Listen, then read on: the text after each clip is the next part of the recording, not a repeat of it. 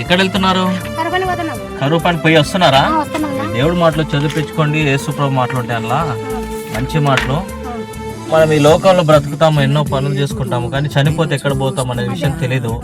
యేసు ప్రభు నమ్ముకుంటే మనం పరలోకానికి పోతాము. ఆయన మన గురించి ప్రాణం పెట్టిన దేవుడు యేసు ప్రభు. అది పిల్లలతో చదివించుకోండి. చదువు రాదా మీకు? వస్తుందా?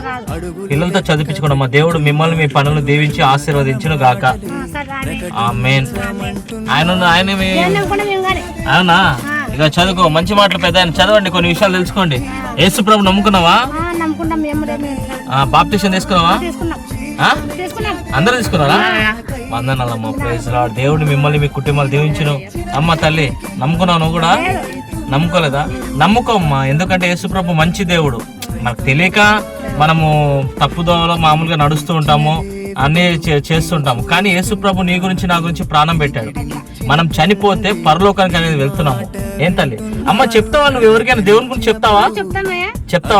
చెప్పండి అమ్మా దేవుని గురించి. ఎందుకంటే ఈ లోకంలో మనకు తెలియక అందరూ ప్రతి ఒక్కరు నమ్ముతారు. నేను అమ్మ చెప్పేది కాదమ్మా, కొన్ని పాటించండి.